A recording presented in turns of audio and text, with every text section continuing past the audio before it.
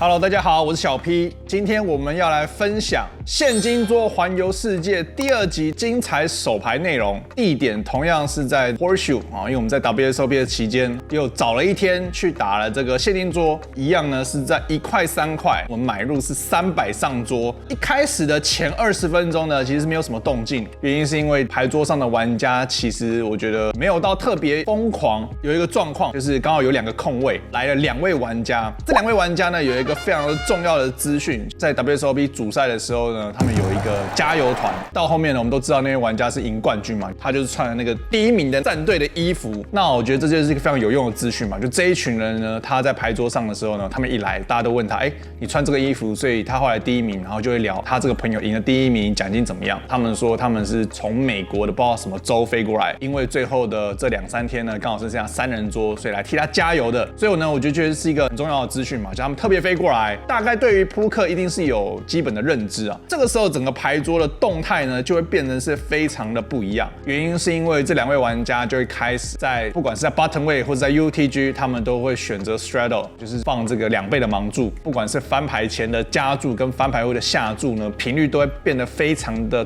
多，所有的玩家都感受到就是有明显的不一样。现金桌环游世界，不定时到世界各地合法的现金桌场地，回国前总结盈利。如果为负，则需从惩罚箱抽出一个惩罚并执行。游戏规则：我会由最低级别1块3块美金开始挑战，赢到目前打的级别5个买入就升级，输到目前打的级别2个买入就降级。那首先呢，第一手牌呢，我觉得蛮有意思的。bottom way 的玩家，也就是这2位玩家，这2个是一个朋友，他们刚好是坐在一起，4号位跟5号位，反正坐在一起，坐在中间，你再懂我的意思。那他的第一个这个朋友呢，在 bottom way 他买入300，他选择了平跟 limp 3块钱。他另外一个朋友呢，坐在刚好在小盲位，也有300的筹码量，选择加注到25，25是接近8个大盲。我在大盲位，我拿到了 KQ 不同花。我觉得在这边的话，第一个就是很明确的 KQ 不同花，我们绝对不可能弃牌啊，对上小盲位的加注。以跟注跟3次下注来讲呢，跟注跟3次下注，我觉得非常的接近。最主要的原因是因为不管 bottom way 的玩家有没有跟注，我如果跟注的话，我对上小盲位，假设是一个单挑，代表是我是有位置的优势。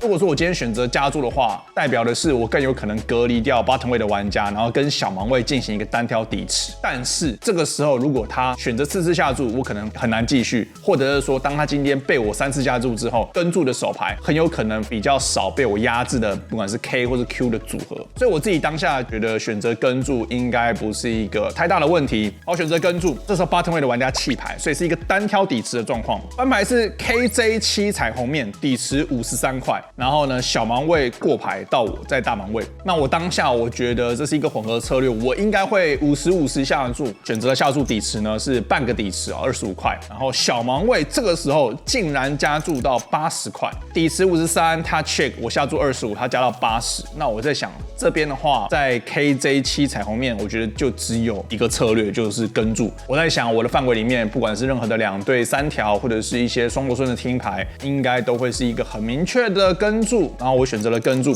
这时候转牌是一张不同花的10，变成是 KJ7 turn 10，然后抵持213，小盲位就 all in 了。那我在这边的话有一个顶对带双头顺，然后对上小盲位。当然这个情况不会是一个很开心的秒跟啊，或者是类似就是说很轻易的决定。但我当下想的就是对上小盲位，我认为在这样子的筹码深度跟这样子的翻牌前跟翻牌后的动作，我不认为我可以弃牌。原因是因为我觉得这2位玩家会有很多的炸虎，或者是他会有更多的很边缘的手牌，譬如说我 QJ 啦，或者是任何卡顺啊，甚至是一些很奇怪的手牌。那不管怎么样，我的范围里面算是一个还蛮强的一个顶端范围。第一个我没有顶对，第二个就是就算他真的是 AKAA 或者是类似这样子的手牌的话，我们至少都还有双头顺的听牌，尤其是对上小大盲是一个双方范围都是非常宽的情况下，当下我觉得是一个很明确的跟注，然后我就选择了跟注。看到小盲位的手牌呢是 AK 不同花，然后合牌开一张8，并没有击中我的顺子，所以呢这手牌呢我就直接输了1个买入。下一手牌呢，下一手牌跟我也有关系哈。这手牌呢是在 Hijack 位的对手，刚才8成位平跟的，就是那2位玩家的其中一个，在 Hijack 位他有300的筹码量，加注到25，原因是因为 UTG 有 straddle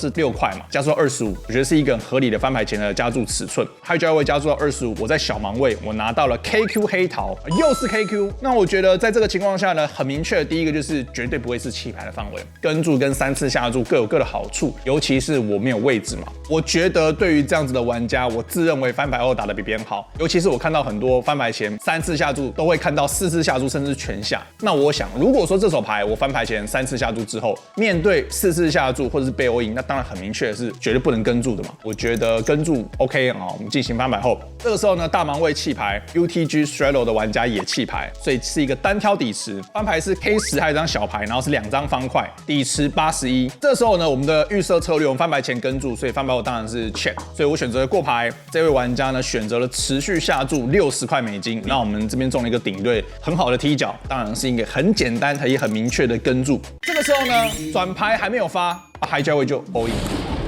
这什么意思？越位 all in， 转牌还没开哦，翻牌他下注我扣，对不对？然后他就直接就 all in 了，我就不知道这是什么意思，可以这样子吗？转牌都还没开，然后他越位 all in， 因为我是小盲，我先嘛，我就很傻眼，我就说这个是怎么样？他说转牌还没开，那他越位 all in， 代表是说不管转牌开什么，只要我过牌，他这个动作是必须要保留，所以不管转牌开什么，他就是一定要 all in， 只要我过牌的话，所以呢，这个时候转牌 K。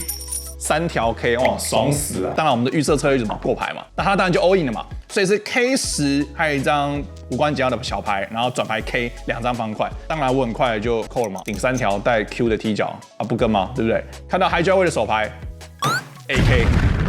又是 AK。就2个人都 AK， 然后我又中3条 K。合牌呢就是无关紧要的牌，然后我们呢又输了300美金2手 KQ 各输300美金，200个大盲。接下来这手牌呢是一个7人桌的一个状况刚好牌桌上有人离开。相对来讲简单一点的手牌 ，UTG 的玩家他有240美金，他选择平跟 ；Hijack 的玩家有600从我刚刚翻倍的玩家也选择平跟 ，CO 位的玩家也有600，就是那2位各拿 AK 各从我身上翻倍的，他也有600，他又选择平跟这2位玩家都跟进来，然后小盲位呢就是我，这时候我的筹码量有300美金，我拿到了 KJ 方块，面对7人桌的几个位置的平跟，我觉得我的手牌应该是一个绝对强到可以加注的一个手牌。KJ 方块我选择加注到25，大盲位弃牌 ，UTG 的玩家跟注 ，Hijack 的玩家跟注，然后 CO 位的玩家弃牌，是一个3人底池。翻牌是479，2张红桃，底池81。对于一个我翻牌前加注多人底池，然后比较低的翻牌，跟我一点没有关系，我不会拿这个手牌来炸胡。我觉得这个 KJ 方块并不是一个适合炸胡的手牌，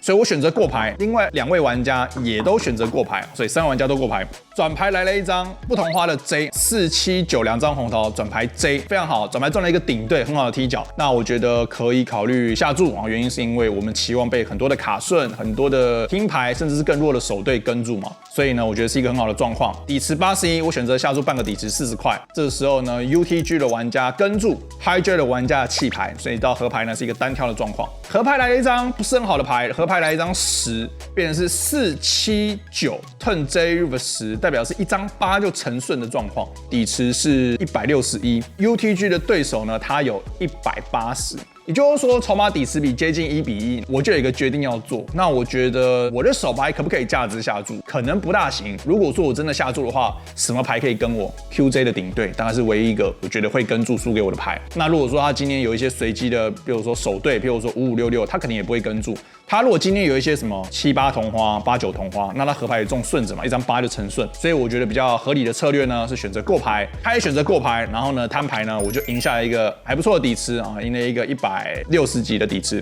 以上就是第2集现金桌环游世界的精彩手牌分析。那我们在这一集呢看到非常多的精彩手牌，尤其是 KQ， 下一集也有更多精彩的内容，包括这个 KQ， 所以记得要接着看我们的第3集内容。那如果说你对于今天的影片有任何问题的话，记得在影片下方留言告诉我 KQ 应该怎么打。喜欢我的影片的话，记得订阅分享。我是小 P， 大家拜拜。